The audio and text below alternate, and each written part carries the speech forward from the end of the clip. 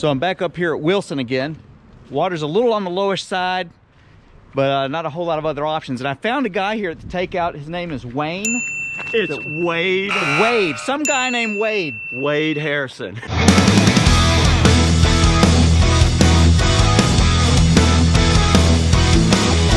One of the whitewater heroes of the world right here, so it's gonna be awesome. Hopefully I won't embarrass myself too much.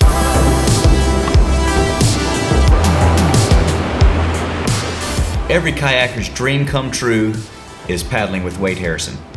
He's a world-class paddler and he is a great time on the river. And he brought me the Alpha 75 so that I could demo that. And we didn't have a lot of options and the river was a little low, but we still had a blast. And here you see I get into these little swirly pockets on purpose. I might drift into a side surf. When I'm demoing a boat, the first thing I like to do is just kind of float in it and see what it does in squirrely water, see what it does in places where it may make you uncomfortable. And that gives you a good idea. I'll also try to hit some good lines and really drive the boat, but these little swirly pockets really tell you a lot about how it handles and what to expect. In any case, come along as Wade and I have a little fun on the Wilson Creek. Yeah, brass and a reel. Another thing I want to say about Wade is that he is good enough to paddle for anybody, but he has chosen to paddle for himself and the love of the sport, and that no-nonsense honesty and pure love of kayaking shows up on his channel, and it's there in person too, and I can really respect that.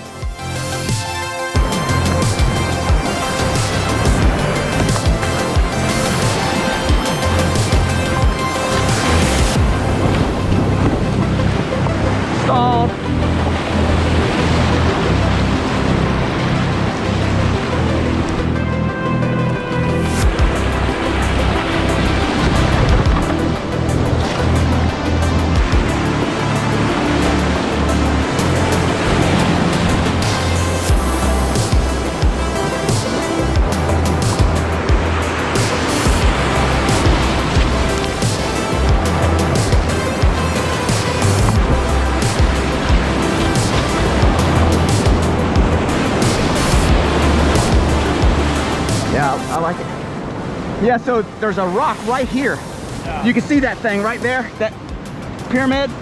I think they're going to the left of it. Or right there. So if you're a fan of paddling Wilson Creek, you may already know, but right here in front of Wade is a new boulder that's fallen into the rapid that's blocking the traditional entrance to 10 foot.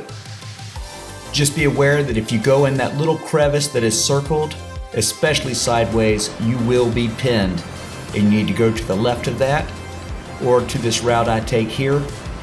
I ended up doing both lines this day so that y'all can see either way. They're both about the same in difficulty, and if you're worried about that pin, stick to the left line. If you're a little more confident, you can jump right up on that thing. It's not that big a deal, you just no margin for error. Rubbin's racing, baby, woo!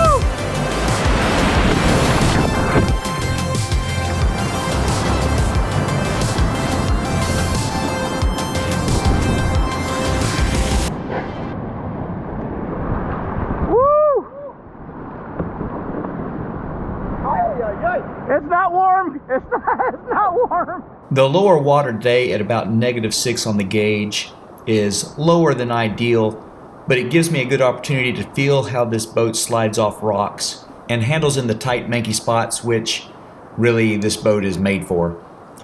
And it does phenomenal. There's really no edges or rails. You just basically slide off everything and you remain in control.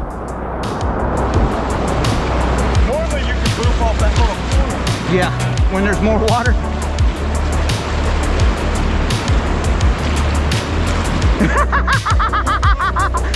It'd be, I mean, you'd hit it or you'd miss it. You'd know for sure.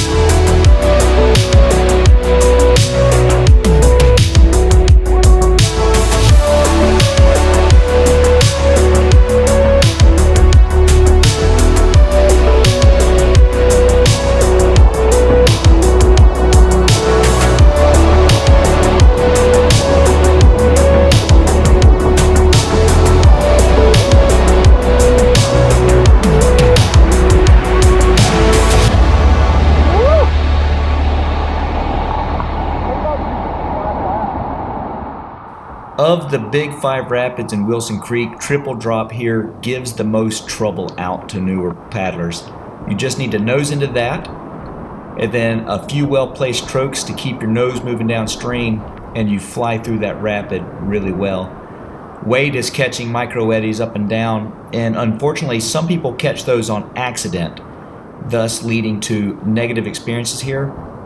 And just driving that boat through there is going to be the way to do it, as opposed to how I attack the unrunnable rock jam here, in which case right there it's too little water to get through there clean. I get turned around, kind of scooch backwards off this rock, try to turn my boat back around, but another rock gets me, so I just have to go through backwards. Sometimes when it's low like this, there's really no clean way to get through there, and just pinballing down through there however you can upright seems to be the name of the game.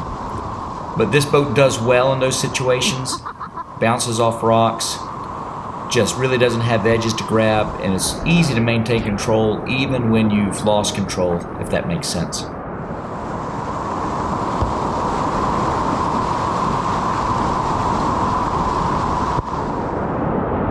I don't want to stay.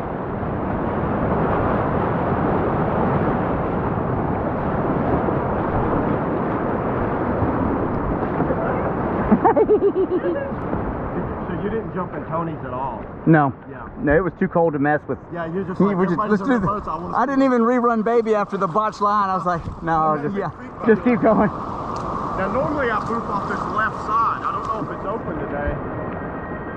We are here at Maytag, and there is a phenomenal fader booth here, but you really need to understand that this rock is undercut, and that pocket will deliver a beat down in a big way if you do that wrong.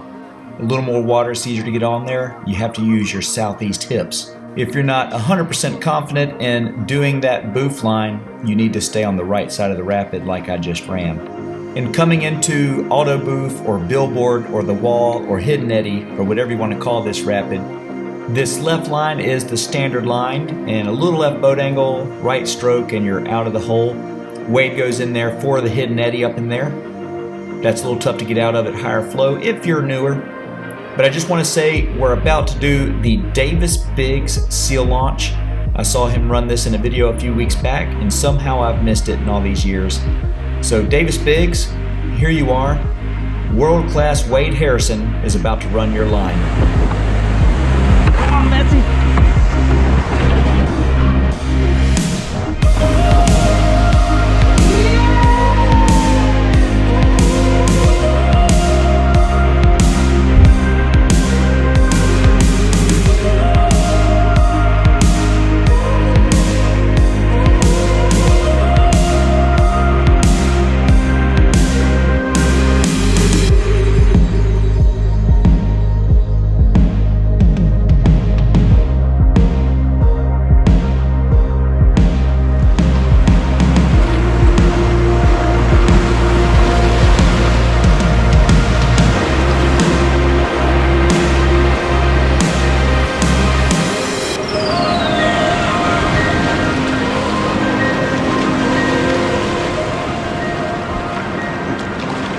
No, yeah.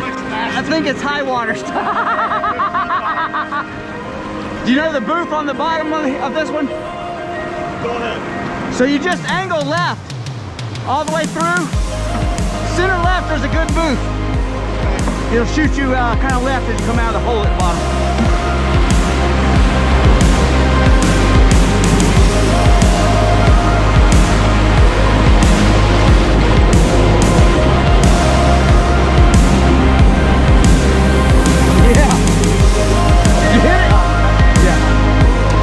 If you hit it right, it's like money.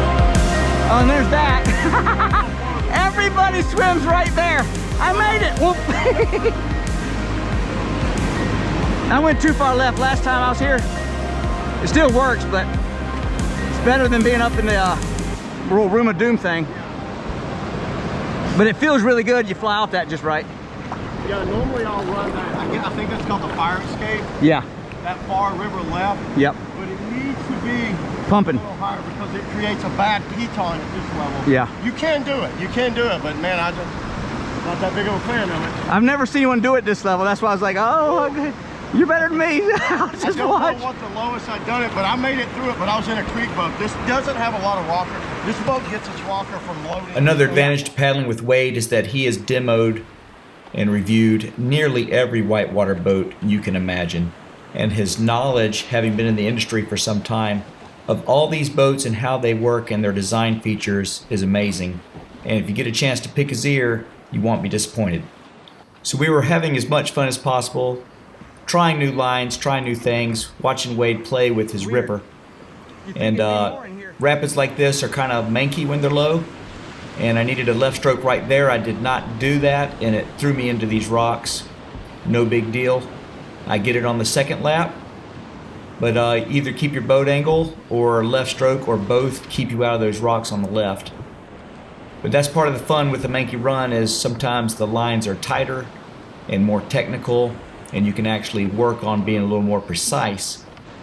When the river's pumping and it's mostly water, it's actually a lot easier if you can handle the push of the current. So by all means, if the river's not pumping, it's still worth going. Always have a good time on Wilson Creek. And it just gives you a chance to mess around without fearing the punishment that the bigger water river will deliver. And you can see we're always just looking for something to get into. And part of testing out this Alpha 75 today is jumping in holes on purpose and just kind of side surfing and back surfing. Not really surfing to play, but more like surfing to simulate getting stuck and trying to get out. And this is a great hole for that. I actually tried to catch this right eddy, but I couldn't. And there I am, looking like a champ underwater. That'll happen on occasion. There's really nothing I can say about that except I didn't lean into the rock. I didn't really expect to need to lean into the rock in this situation, except that the modern stern on these new boats are designed to load up so that you can do pivot turns and whatnot. And that ability to load up also delivers the ability to catch an edge a little bit back there. So it's not something necessarily bad. It's just something different, and I wasn't 100% used to it. So feeling out that new design aspect was something that I was doing a little bit of. This is a pretty powerful little hole, even at this water level. In other words, it's good enough to make you pay for a mistake pretty quickly. That also means it's big enough to really test the design features.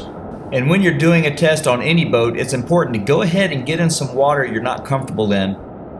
Get in there and see what the boat does. And I get in here to surf. It handles like a dream. Actually surfs pretty decent for the type of creeker it is. But in just a second here, as I come back to facing rear, right there as it starts to load, I basically dip that left edge back there, and it's gone. And now I know exactly what's going on. And so realistically, the only hard edges on the entire boat are right there on that modern stern. And just knowing how that engages and what it does, just something to be mindful of. Displacement hole boats like the Alpha aren't really the best in holes to get out. You need a lot of hard edges and that sort of thing. But for a displacement hole, it does surf pretty decently, and I'm just learning how to work out that new stern.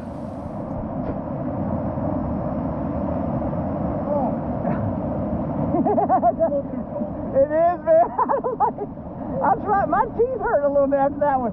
And I think my seat's kind of in a medium forward position. Try to get your seat. So I'm about 175, 180. Yeah.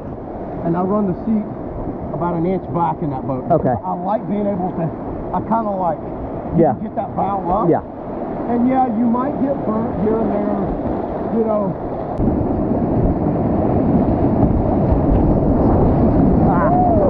Didn't get it.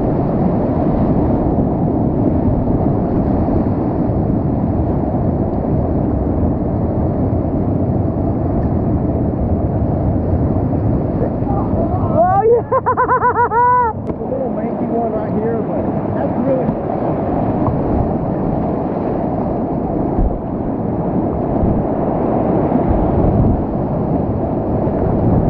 Oh yeah.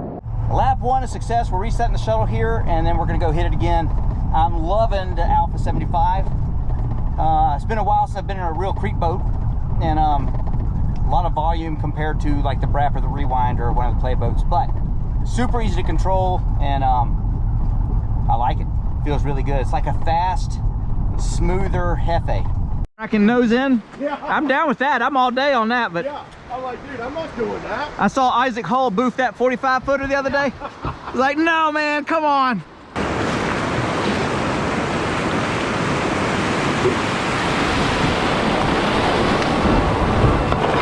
Keep missing.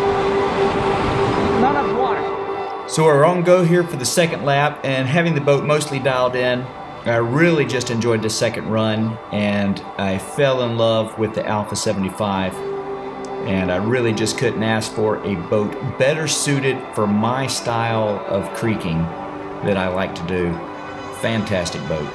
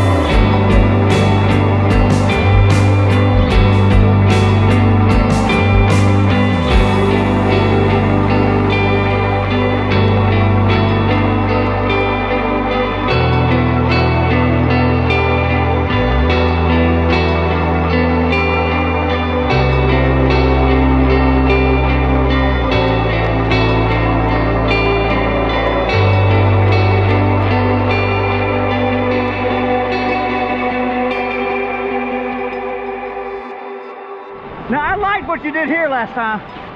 I'm gonna try for some of that. And that's where things went wrong on this rapid. The original line, Wade ran the little swoosh from the left to right to just jump right into the surf wave. His second line here, he catches that micro eddy. And in watching him, for some reason I thought he was peeling out, and I started moving. I wanted the swoosh, but then I thought, well, maybe I better catch the eddy. I was watching him, and I really did nothing. And then laughing, I just drifted into this rock, and well, there you have it. 100% my fault. Really basically just drifted through there like a plastic mannequin in a kayak, and you cannot do that when you're creeking. And if that's happening to you, just know you need to do something, not just drift. I blew my entrance and farted around in there. Yeah, then you hit on that rock and... I didn't respect what I was going over.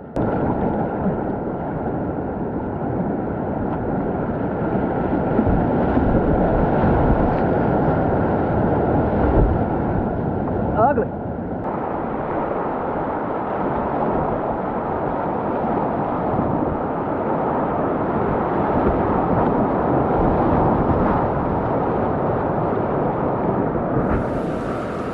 If you watch Wade, you know that he has a move where he throws his paddle off the bow of his kayak and catches it again. It doesn't always work out.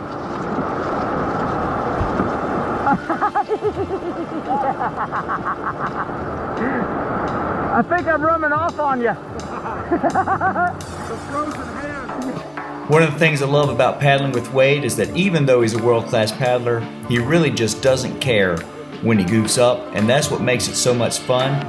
We're just in there having fun, trying stuff. If it works out, it feels good. If it doesn't work out, at least we're laughing, and that's what it's all about.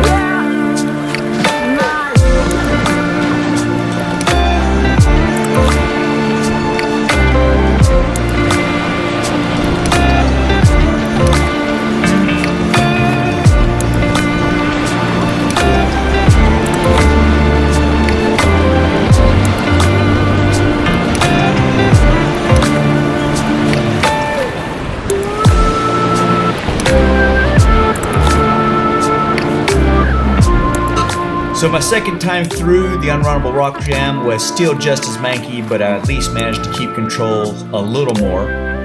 And just after this is Maytag, and we both decided it was time to fire up the fader booth off the left.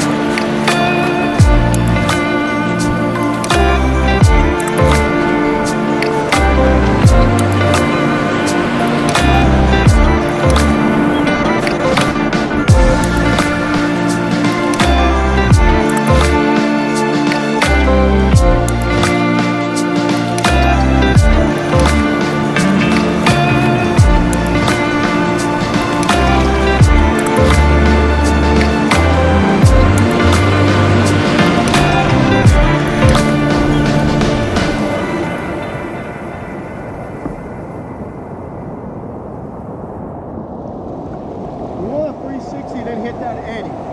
360 the top. Yeah, then hit the eddy over there. Okay. That's the idea anyway. All right.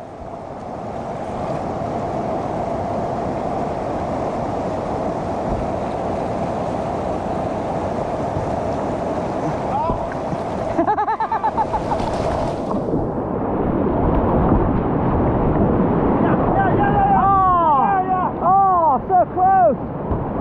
I didn't get the eddy though. So it was a special treat for me to be able to paddle with Wade, one of my whitewater heroes. And it's also nice to paddle with someone way better than yourself. I was able to watch a lot of his strokes, a lot of his timing. Just some of the ideas and how he attacks the river is different than I would do it, and it's different than I've seen other people do it. And it gives you some ideas about how to expand your own kayaking. Anytime you get a chance to paddle with someone like that, I highly suggest taking that up. it cannot help but make you a better paddler. And Wade is really just the most fun you can have on a river. Super encouraging, super down to earth, and I can't say enough good things about him. So I look forward to the next time I get to paddle with Wade, and until then, I've got plenty to work on. I know a lot of areas where I'm going to try to expand what I'm doing and improve some things. So thanks again for the demo, and thanks for the tips and just general knowledge of everything kayaking. Greatly appreciated. So we're done with the run here. I loved the Alpha 75. It took just a minute to get used to it. Fantastic boat. I like the way it paddles. I like the style. Pretty sure the 90 would be way too much volume for me, and I didn't need it. I didn't ever feel like I needed more volume, even landing off the little seal launch is what we did. I just want to see how it moved and how it landed, and it felt great. I mean, it did not feel like it needed to be any bigger, and I weigh about 165. So now I got to see what I can do about getting into an Alpha 75. If I could wave a magic wand and find a yellow one, that would be amazing. Props to Wade. The yellow brick road. Awesome paddling with you. Ever get a chance to paddle with Wade, take it up. I don't think I'm down. There's no more fun you can have on a river than trying to follow him down. So it's a lot of fun. Good stuff. Anytime. Oh buddy. yeah. He'll be back. All right, man. All right, time to go home. We've been talking for like 2 hours about everything. We got some plans cooking up, but awesome day on the water. Good to meet him. He's just like he seems in his video, except more fun. All right. But, yeah, man. Have a good one. Get out of here. Thanks for the demo. Good times. So on the way home from Wilson's, I drove through Hickory to pay a visit to Charlie over here at Outdoor Supply and to see my buddy Dirt Dauber. We are here at Outdoor Supply. Dirt Dauber, the better half of Dirt Dauber, keeps him in line. Oh yeah. And then, what were your names? My name is Grace. And Emma. Grace and Emma, and of course Charlie, who runs the place. If you're looking for something outdoors, kayaking, shoes, whatever, and he's the man. Boats, he'll take care of you. Come and see him. I guess this is Hickory. Yeah, Hickory. So I'm on the way home from Wilson. I try to stop by Hickory, North Carolina. Come give him a look. Good folks, and these are the world's best, 2 of the best. Yes. 3 world's checkout girls right here. Oh, we're the best. Dirt Dauber's daughter Riley works here too, so they'll take care of you. Oh, yeah, gladly. What do y'all want to say to the YouTube world? Hi. Yeah. Come and shop at Outdoor Supply. Come see us. And y'all give what, 90% discounts? I will give you 60.